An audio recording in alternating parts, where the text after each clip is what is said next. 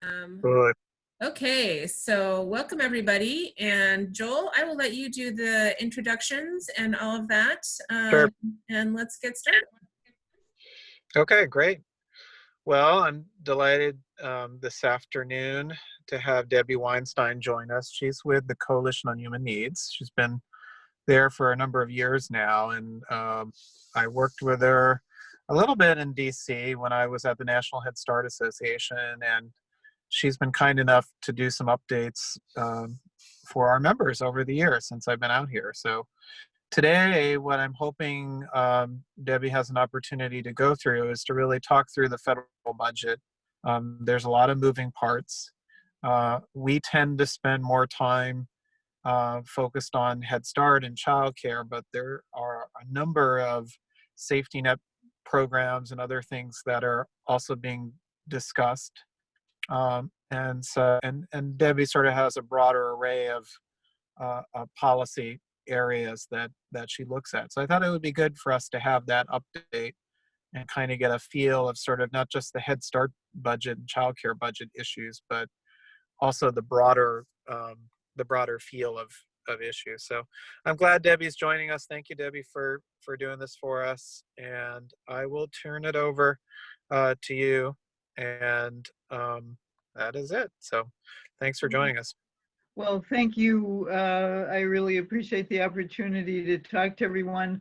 I hope everyone is staying properly socially distant and safe. And I know that Washington State was at the very beginning in dealing with this terrible pandemic.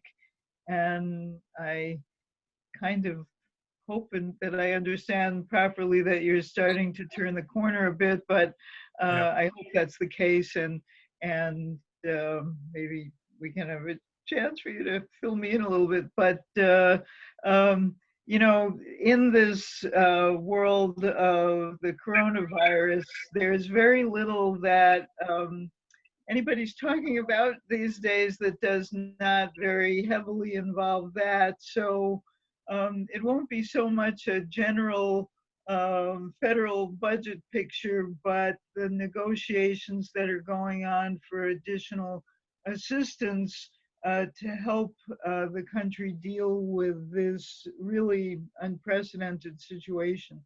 And I know that Head Start got $750 million in one of the earlier packages. And I hope this can be a two-way street, and you can tell me how Sure. adequate you think that that was. In terms of what's going on now, there's really two broad categories I'll talk about. One is an upcoming package of additional aid, which is going to be somewhat contentious between the House and Senate, but where I think there will be a large additional package. But also to remind us, and this does go to what Joel said about the general federal budget, we do still have appropriations bills that have to pass. And there's not a tremendous amount I can say about that, but I'll say whatever I can because, of course, Head Start funding depends on those appropriations bills, or specifically the labor HHS education one, having adequate funding for Head Start. So just to say a little bit more about this next package, the Senate is in now. The House is not, as you may have seen, but work is going on in the House to craft this next package. It's important from Speaker Pelosi's perspective that the House is the initiator of the next package. We expect a proposal out of the House leadership to come out somewhat imminently. People are still talking about it. It could be by the end of this week, maybe early next week. And it's not clear whether the intention is for the House to vote on their package first, or to put it out there and then to start negotiating with the Senate, using that as their starting place. So we don't know, but we know that it will be substantial. It should be at least about a $2 trillion package, similar to the cost of the previous CARES Act bill, CARES Act legislation. And about half of that, at least based on what Speaker Pelosi has said, would probably be for state and local aid. And that might be something that you're thinking about, because most states are seeing tremendous downturns in revenues, and there is a very great need, which was starting to seem like a very partisan issue. Now there are more and more Republicans, not necessarily on exactly the same place, but starting to be more in the same place about the need for state and local aid. But there's an awful lot else that is vying for being in this package. Could be still more aid to small businesses or some businesses, more aid to individuals through various forms.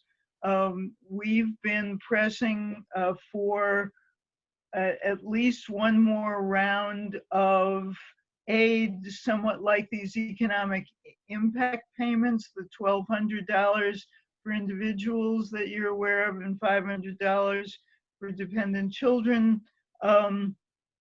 We would like to see not necessarily exactly that amount. Some have proposed higher amounts. Some have proposed not having a difference like that between the amounts for adults and children, but some more individual aid. We're also working with a number of other groups to favor an increase in the child tax credit and the earned income tax credit. And the point there would be a continuum of aid, believing that this recession or depression, whatever we're getting into, is not going to just magically disappear.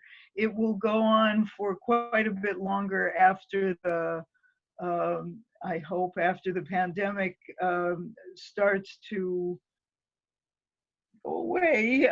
But even with that, we're so uncertain as to whether there can be another, second wave, even before we seemingly are altogether done with the first wave.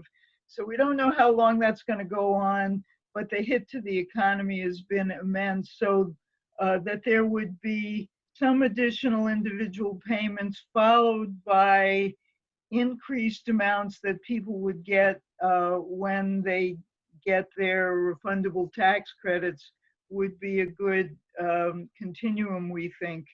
We're also looking for more, an increased amount of money for SNAP benefits, and of course, a whole panoply of things, extension of unemployment insurance benefits, which will go away quite soon the way they were originally drafted, more paid leave, more access to aid by immigrants. They're pretty well closed out of most forms of the aid. Voting by mail, there's a very long list, and every time I try to spit it out, I forget about something that you'll say, why didn't you say this? And one was childcare and housing assistance. So there are a lot of moving parts. We think that it may very well be that the House will put in a lot of these things or some variants of them, not fully expecting all of them to survive, of course, a negotiation with the Senate. On the Senate side, Majority Leader McConnell has said, number one, go slow altogether.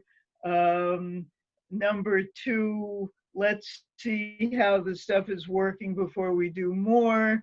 number 3, anything that's going to pass my price, quoting him, of doing anything else is protecting businesses from lawsuits against them related to COVID. And this is troubling to many of us, especially when we hear about some of the lawsuits, or at least one in particular, against a Smithfield pork processing plant where workers were expected to come to work whether or not they were sick.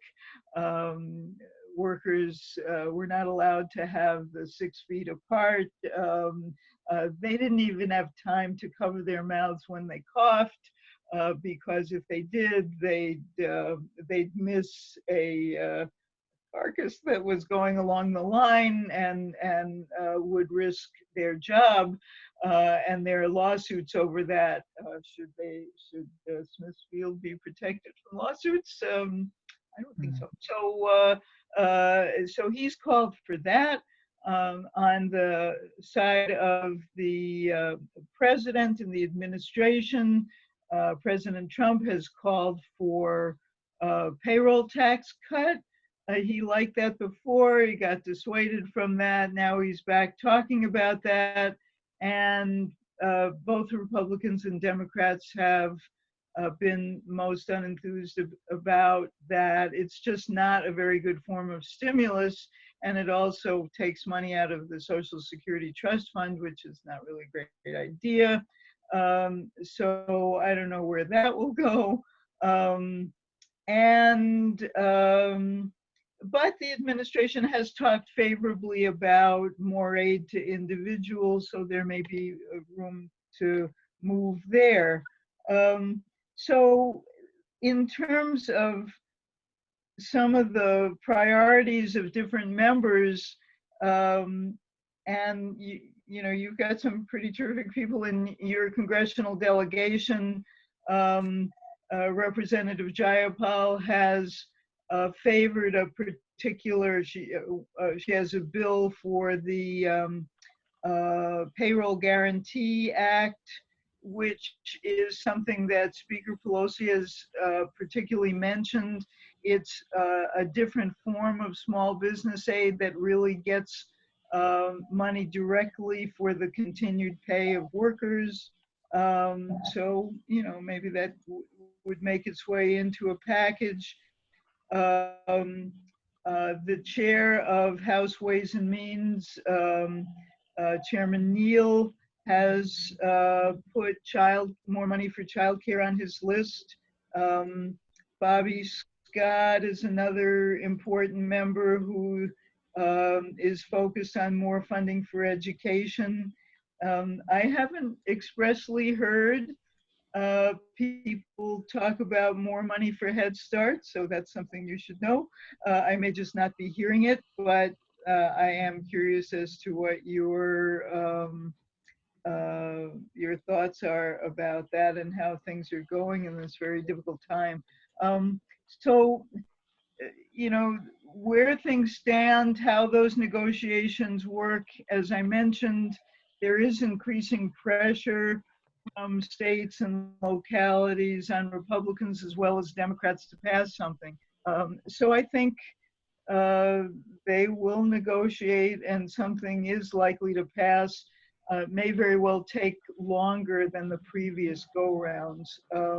But the money is badly needed because the economy is in a very tough spot, one that we haven't seen before, even somebody with as much gray hair as I have. So, so that's kind of the quick summary of where things stand in terms of the COVID work. The House is, and to some extent the Senate's a little slower, but they are working on appropriations bills. A very small amount of increase is written into the legislation from the current year to next. It is not adequate. because it would be more than swallowed up by the additional money that's already been promised to a VA Mission Health. It's a private healthcare um, services for veterans. And that, as I say, that's been already promised. If Congress carries that out, other programs would be taking cuts. And so we're very concerned about that.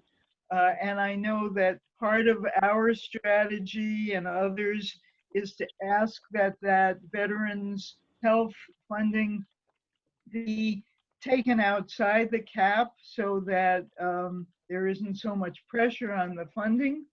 And the other approach that we're taking, and I know that some of our allies on the Hill are working on, is that most, if not all, the appropriations bills will have emergency titles. So everything I've said about COVID-related funding could, in a way, be revisited in the appropriations uh, legislation, that those bills would have separate titles where things that are not, because they're emergencies, they're not in the cap, and that could free up some funding so that programs like Head Start and child care and so many other things aren't threatened with cuts when we've made such hard-won progress over the past years, that still hasn't put us exactly where I think we need to be, and we don't want to backtrack. Having said all that, knowing that Congress isn't even fully in right now, this will be a slow process. It would not be wouldn't take much of a crystal ball to say that they will pass one of these stopgap measures by the end of September, so that they can go off and campaign, however they'll do that this year, and have a continuing resolution that will have basically flat funding until sometime after, well, either one of these lame duck sessions that sometimes happens, or even later before they pass the final bill. So that's my run through where things stand in Washington, and I will be very glad to answer questions, and I would hear your perspective about where you think Head Start is as you're seeing it. Yeah, thank you, Debbie. Maybe I'll just start things off with just a couple questions. But I mean, one of the things that I think comes to mind is, just simply, what do you think is going to pass? So, I mean, I think what's the most immediate on our minds here at the state level, I think, are probably two things that I hear a lot about. Is one, our state is in dire straits. They're likely to come back in a special session, end of summer, beginning of fall. The cuts are going to be tremendous. I would be surprised if they look at progressive revenue to offset some of those cuts. But even if they did, I think we're still looking at pretty dramatic cuts. The other thing I hear a lot from advocates in Washington is around immigrant rights, and how immigrants are, one, fearful to utilize services that they may be eligible for. And in addition to that, they're not eligible for a lot of different services. So those are two things I hear a lot about, but I'm kind of curious, what's your crystal ball? What do you think will pass in an eventual compromise, and when? Yeah, and my crystal ball may not be extremely clear and not murky, but I do think there will be state and local aid in some form. Whether it will be as much as is needed, I don't know. But But as I say, Nancy Pelosi's been talking about a $1 trillion package for state and local aid. I think it would be about 500 billion would be for state aid, 300 billion for local aid, and 200 billion, approximately would be for increasing the federal share that goes for FMAP, the Medicaid match rate. And so whether she says that, whether that's what the final thing is, I really don't know. One of the issues, the 150 billion has already been passed for state aid. It was, the requirement there was that it had to be used for increased expenditures related to the pandemic. And there's been a lot of pushback on that. And it seems like there's increasing understanding that states need to be able to use money to make up the gigantic revenue shortfalls that are occurring because of the terrible precipitous drop. And I think the new money will be written in that way, and I think they'll revise the way states can use the older money. So I do think some variant of considerable amount of money for state and local aid will be passed. I'm optimistic that some form of additional aid, such as the $1,200 amounts, will be also enacted. And I should say we've just put out a emailable letter that I can send to you if you haven't. You may already have it, Joel, and if you felt like forwarding it. Sure. We've gotten some thousands of letters, maybe over 6,000 so far after a day being out. That's good. We could do some more. So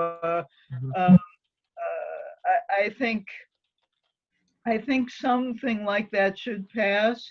We've been encouraged that some leadership folks have been interested in the refundable tax credits, but it'll be a fight. I don't know that the Republicans are as enthused about that. Some of the big struggles that are so important, unemployment insurance cannot be, the additional federal dollars cannot be allowed to run out, in a couple of months or less than that now. The paid leave provisions need to be expanded, and housing assistance, because there have been moratoriums for evictions and foreclosures, and of course that's good, but if at the end of a couple of months people are expected to pony up all the rent that they weren't paying and they haven't been working, there's going to be a lot of evictions. And so there's $100 billion package of emergency housing that I don't know how to predict whether that's going to make it. But that's the battle. And you mentioned immigrant assistance. That's very high on our list. And, some of the people on the Hill that I've talked to are, they let us know that that's going to be a tremendous battle to get that. So, we have to have our eyes open. We know how the administration has made its campaign issue out of hostility to immigrants, and so there's a lot of hostility, and some of the, as everyone has said, viruses do not respect citizenship or any of that. And the lessons of public health are that you have to help everyone because there's no way to protect the entire community if you don't. Um, so it's horribly wrong, but and we will certainly continue to press for including immigrants in assistance, and that's going to be a real battle. We're seeing it out in the Yakima Valley with a lot of our farm workers. That particular area has been hit really hard, and it makes me think of in Singapore where they had essentially eradicated the virus. What they didn't do is a lot of the foreign workers who were coming in and living with dorms, they didn't pay attention to that, and ended up causing a resurgence. And you're seeing some of that in our state, in Yakima and some of the other more rural places where there's a lot of farming and agricultural work. And so I think some employers are taking some precautions. We were on a call the other day, and they were talking a little bit about that, but that's not universally true. And I think a lot of those families are afraid to, even go to seek medical care, or to let alone public benefit supports. The Right. the other thing I would just say quick before I open the door, and we can talk a little bit about Head Start, is I guess just where I'm sitting, and of course I'm sitting in a parking lot in my car, but it almost seems too small, because I've been on so many calls at the state level about what is going to be a pretty big tsunami coming at us around the state budget, that the kind of we have so many more people with need as a result of the pandemic, and if the state retracts in any way, it's going to make things worse. So it's one thing to sort of hold harmless states by providing them some more dollars, but the need's greater. There's going to be more people who are going to need the ECAP program and Head Start program in our state. There's more people who need food assistance. There's across the board. I mean, you're seeing this with Medicaid. I was reading an article today about, at the same time that more people are needing Medicaid, the states are cutting back on Medicaid. But I wouldn't say Medicaid is the only thing, right? I mean, you're gonna see this across the full range of safety nets. So, my initial reaction is it's almost too small. I know you're in a different environment in DC, but when I hear it, that's my first reaction, because I really am afraid of how states will operate, and even a progressive state like ours, where we have complete democratic control, even getting them to do any small increases on the highest earners or state taxes or anything like that seem very minuscule. And if the chances are minuscule here to enact something like that, what are they in these other states that are more purplish or red? It's going to be pretty devastating. So that's just my initial. Yeah, well, I don't blame you for feeling that way, because we really are in uncharted territory, at least since the Great Depression, of this kind of incredible increase in unemployment, and businesses talking about closing after a period of time if they can't start to make money soon. And so, what the scale is, I do think Republicans and Democrats alike learned some things after the Great Recession. That response was too small, and it certainly made it take a much longer time for recovery than would have otherwise happened. There was a recovery. It could have been worse, but I think people did learn that the scale of that was not great enough.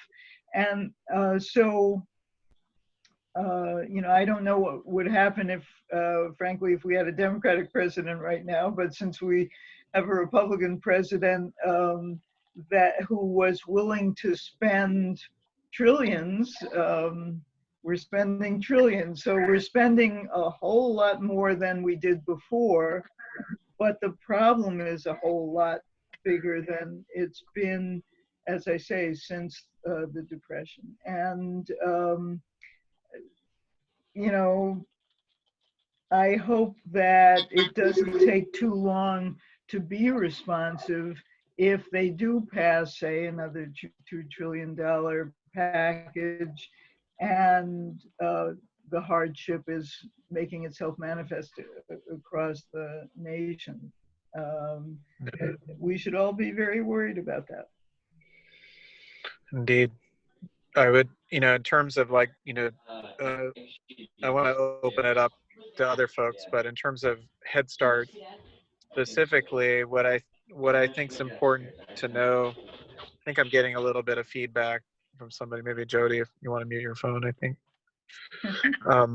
But I was going to say, in terms of Head Start, what I think it's important to know is that there are many Head Start programs that are still providing on-site childcare to folks. And in addition to that, Head Start programs that are not doing that are also providing modified services. So they're providing virtual services in terms of educational program, but they're also delivering food, and they're supporting families by connecting with them every week. And they're doing quite a bit to maintain some supports for those kids and families. And I think that's one of the questions I have often gotten over the last few weeks is, is Head Start open? They are, in fact. Oh, I just wonder because they talk about she was downstairs and she's not upstairs. I didn't know she was upset. I didn't know where she was. No, maybe she's upstairs. Oh, okay, good. That's all. Is it Katie? Nah, it looks like maybe it's Jody. I don't know, but somebody's upstairs. Maybe it's Katie. I don't know. But anyway, while they're trying to find, they muted themselves. That's too bad, because I wanted to kind of hear what was going to happen. Thank you, Jody. Anyway, so Head Start's open for business. I think one thing that we're trying to think through, just like childcare, is what does it mean when the babies start arriving back on the scene in the fall? Will we have what does it mean to have social distancing and sanitation and supplies and the right ratios and protective equipment for the staff, and many of the same issues that childcare, hazard pay, good health care. So, we're facing similar issues of childcare. The one differential is that, unlike childcare, we're not reliant on private pay folks. So that means that the Head Start programs are not going to close. So they remain open. They have funding that continues to flow into their programs. What they don't have, I think, is adequate funding to be able to deliver the service that, they're going to be having to deliver in the fall or as we keep going. I've also been hearing a lot about mental health concerns as families who are already in a lot of difficult situations are even worse off as a result of the pandemic. So there actually is a long list of things that Head Start will need in order to be successful moving forward. But I think my main message to lawmakers is that Head Start is serving the kids who are most at risk and most vulnerable to toxic stress and trauma and other things and programs need to be outfitted to be able to serve those families and do them well and provide additional services. And also, to think through that, we are childcare too. And how do we make sure our Head Start programs are safe and have the right staffing and supplies and protective gear to be able to provide services? But maybe what I can do, I know we only have about 20 minutes or so, but we have a lot of Head Start experts on this call. Maybe some of them can share a little bit about the work they're doing with Debbie, so she can bring that message to lawmakers in DC and just kind of give her a feel of what's happening on the ground here in Washington. I'd be grateful. Yeah. Do we have any volunteers out there that?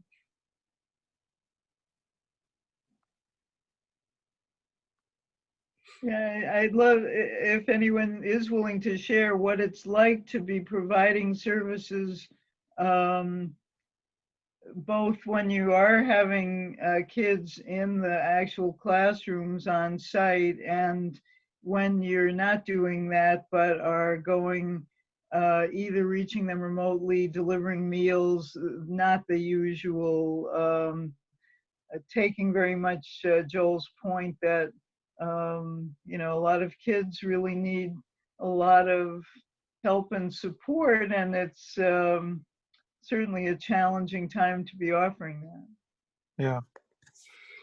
Anybody willing to share a little bit about what their program is doing? I see a number of the program people here, Lori and Erica and Jody. Any of you guys willing to, Rhonda? This Oh, is, I- oh, go ahead. oh, Did I interrupt somebody? Sorry. Go ahead.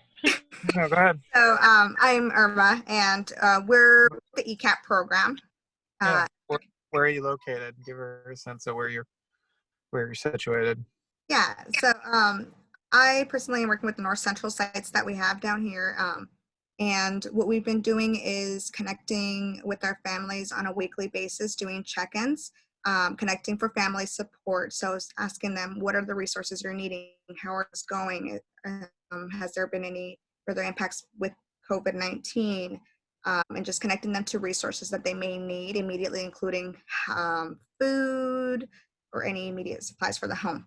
And then our education team also connects with them on a weekly basis to ask, have they received the educational activities that we've been sending out weekly? How are their children doing with these activities? Are they simple? Do they have any suggestions on how we can modify the educational part of our modified services with them? We have recently just transitioned to Class Dojo.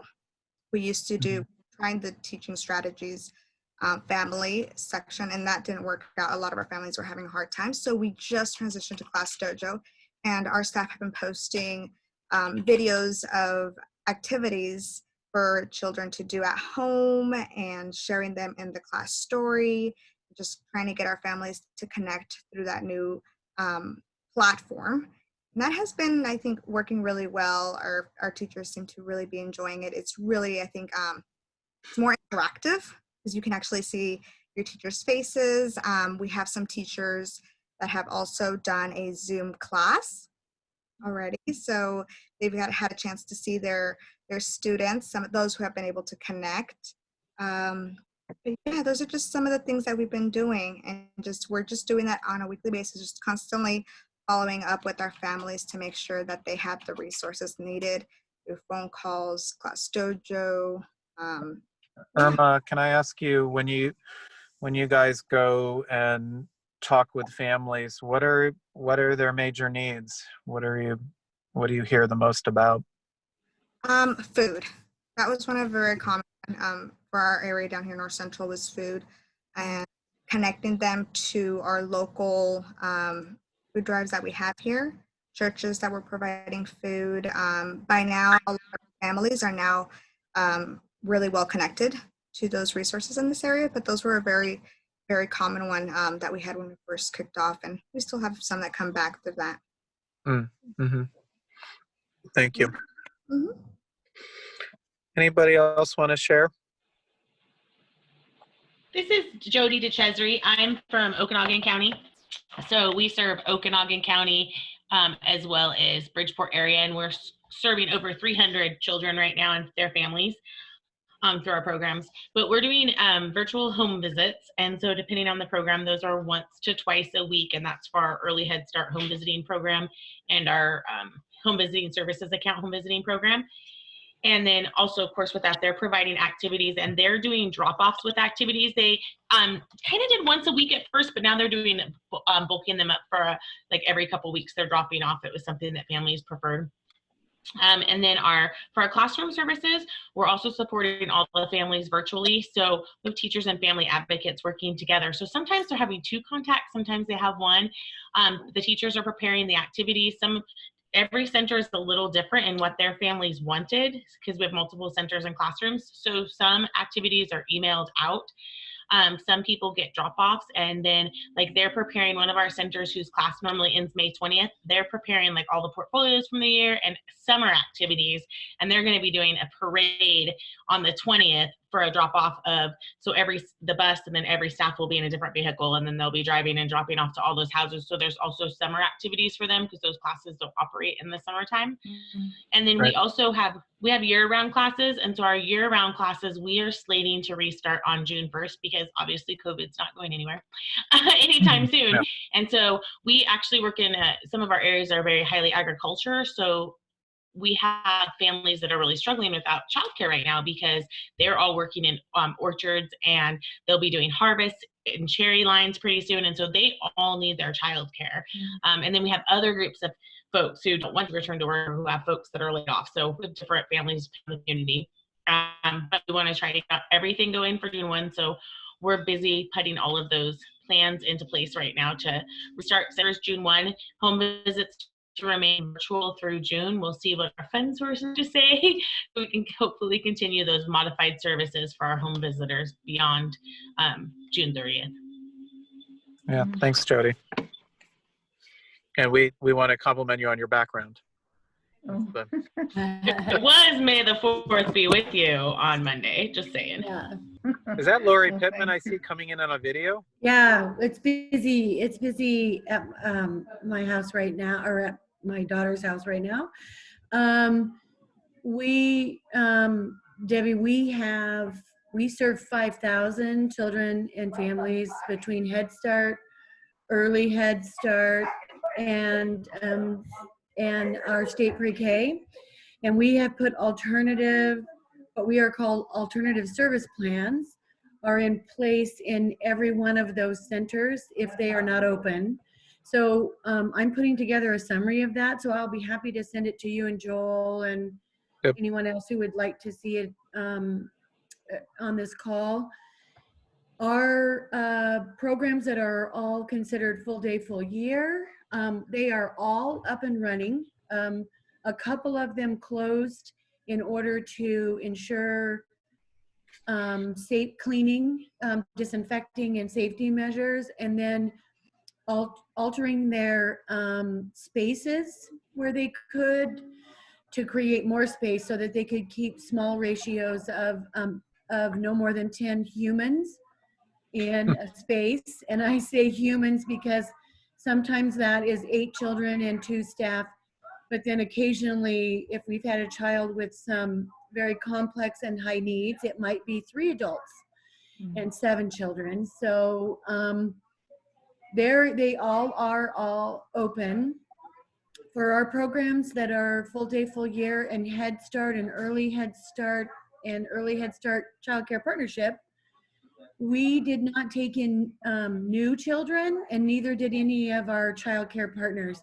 They're serving what are considered essential workers that are already enrolled at their centers. They didn't want to introduce new children into an environment where there was already a lot of trauma and stress.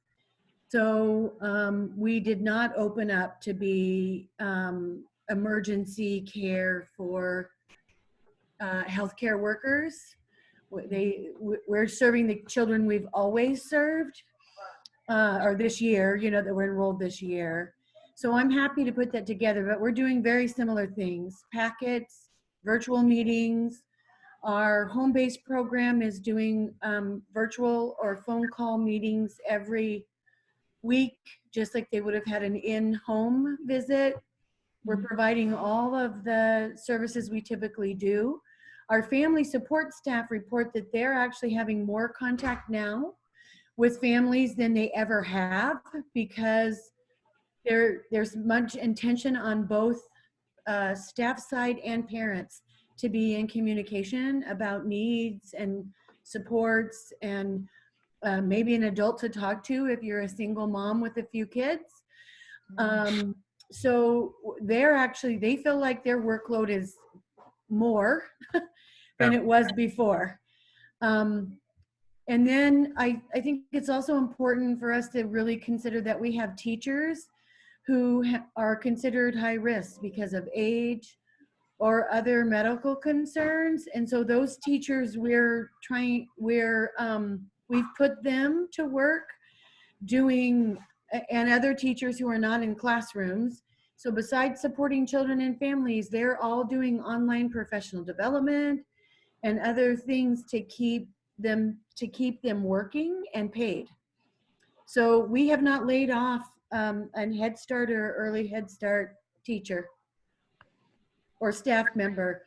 We have some folks who work what are considered occasional temporaries, and those folks did get laid off because they are do very specific work in classrooms, and because we're not in classrooms, they're not able to do that. Our program, much like Erica's, serves 70, easily, sometimes 70 languages. So we have what are called bilingual instructional assistants, and they're in the classroom to support the child and teacher with a specific language group. Well, because we're not in centers, they're not working. We have pulled some of them back to help do some of the calls and supports with families, but we did have to lay off some of our temp folks Mm-hmm. that are considered temp. Thank you. Yeah, thanks, Lori. Mhm. I have Rhonda wrote, Rhonda Allen, we are providing all virtual services for infant, toddlers, and preschool. We provide weekly email check-in and phone check-in. Last 2 weeks, we've started Zoom parent meetings, which has been fun to see all the children and families. About half of our parents live in an intensive inpatient treatment center with their children. That's something. Yeah. Yeah. One of the things that I've seen, in this very tough time, there's been more understanding or learning by people all over the country of all these incredibly important services that are being performed, and you're doing them, and you're figuring out ways to keep reaching families even in these very difficult times. It's very inspiring, honestly, to hear about it. And I know it can't be easy when you talk about 70 languages, or Rhonda's example of half the parents live in an intensive inpatient treatment center with their children. Uh, it's hard work, when I heard, what's the first need? It's food. Well, you're meeting families' needs, and I certainly will bring back to everybody that I talk to what an incredible priority this is, and how it's hard not to wonder whether the lowest income families always have access to the internet adequately, say, if that's the way the contacts are working out. I'm wondering if you experience that some of the families are harder to get through to.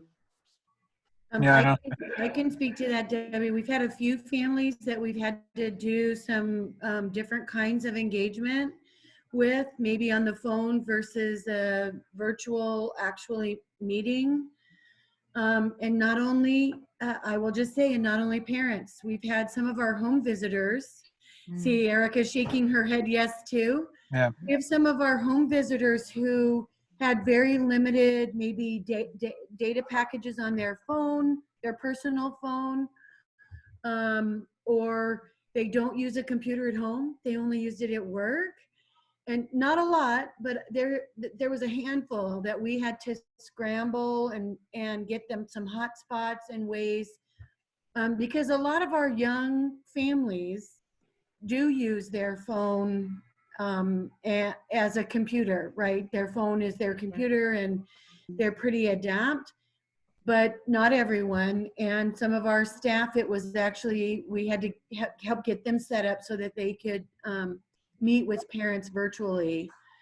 The other thing that we've heard from families that I think is really important, and Joel mentioned it, but we are hearing it over and over and over, is ensuring that there's ways for them to have access to mental health services for both themselves and their children.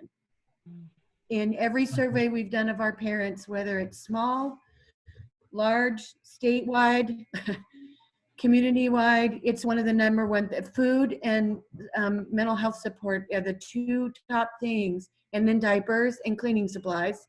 Diapers and cleaning supplies. Diapers is the largest one that we're hearing about now. Diapers is huge. They're giving 10 diapers for a 2-week period right now. Wow. Yeah. Okay. Yeah. Really? Wow. Yeah. Well, Erica, this is really to a side. Sorry, Erica. I wonder if us that are all in similar geographical areas, if we should get together and figure out how we can do some sort of bulk purchase. But anyway, so that's this other kind of things we're doing, Debbie, is like, we're like reaching out and saying, hey, how are you managing this? And can we do it together? And we're sending someone to a distillery in Seattle who is now making hand sanitizer from their alcohol byproducts.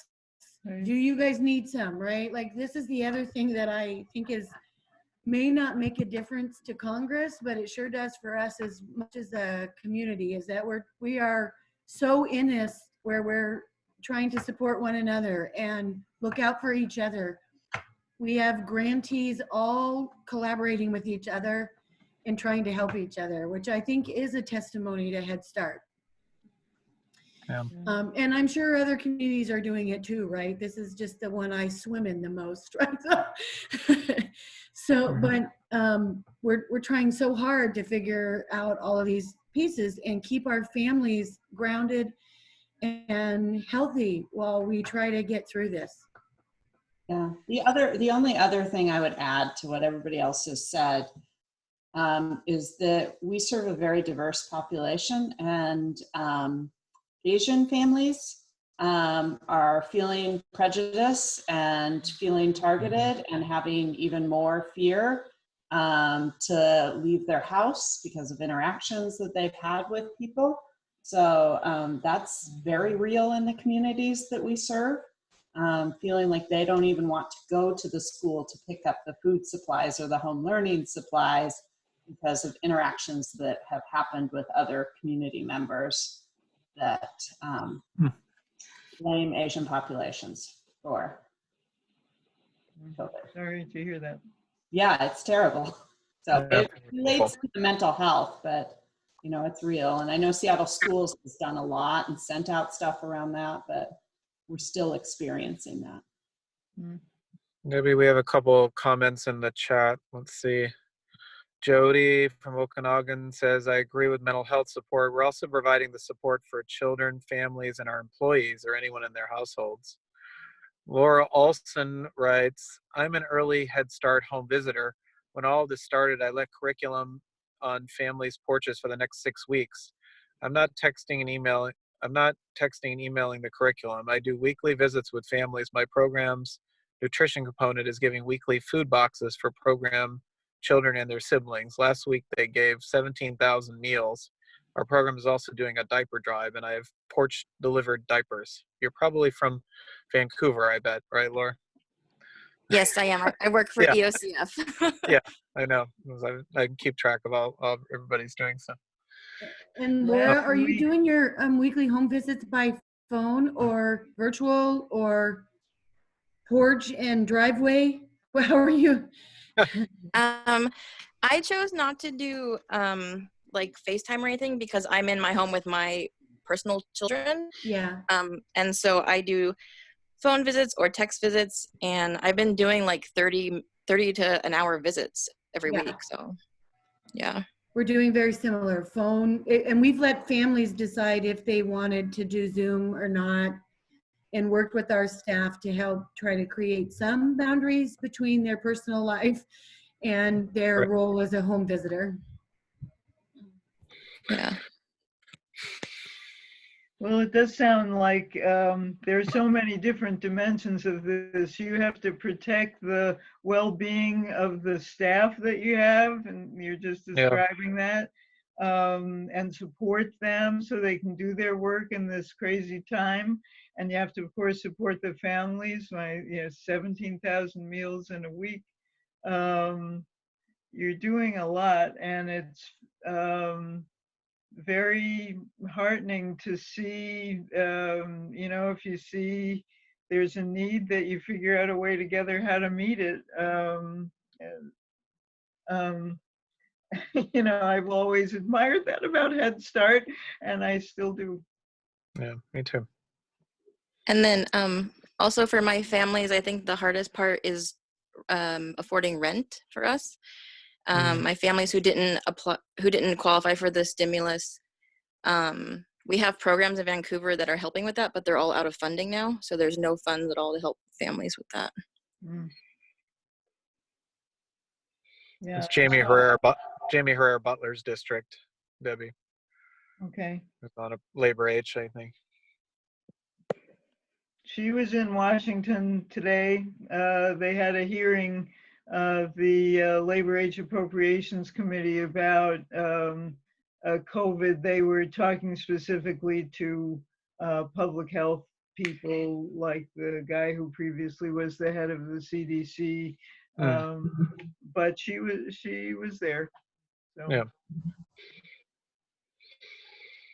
Well, unless anyone has any questions, I know it's a little later on the East Coast, but Debbie, any final thoughts, action steps for us? What should we be doing, you think? Well, I know that there's a lot on your plate, but if somehow you could share around that emailable letter to try to get more help to individuals, Sure. that would be terrific. I'll forward it to Joel, and if you can, it makes a difference. They know we're out there, we're alive out there, and I think we need to keep pushing so that the um, the help goes where it's most needed. And you talked about people not being sure they can pay their rent. We are favoring this $100 billion package that would make money available for that kind of purpose. But also, if people just have an infusion of cash again, it's going to help them pay their bills. So that would be one thing. And then just, I know you're in touch, Joel, and sharing around as we learn more about, okay, here's this next moment where something is coming up and we need you to help. We will be very grateful if you can, just Sure. depending on the particular member in your district, either making sure they know how strongly they are supported, or just making sure they understand the tremendous significance of the work that you're doing. And at the right moment, both the support for Head Start itself and the support for your families. Cool. Well, thank you very much. Thank you. Thank you for joining us, and thank you everybody who stuck around for this meeting. And we will. This is recorded, so for folks who weren't able to attend, we can share this more broadly. So appreciate it. Thank you, Debbie, very much. Sure. Really appreciate it. Thanks to everybody. Really, best of luck, and my heart is with you. Cool. Thanks again. Hi, everybody. Thank you.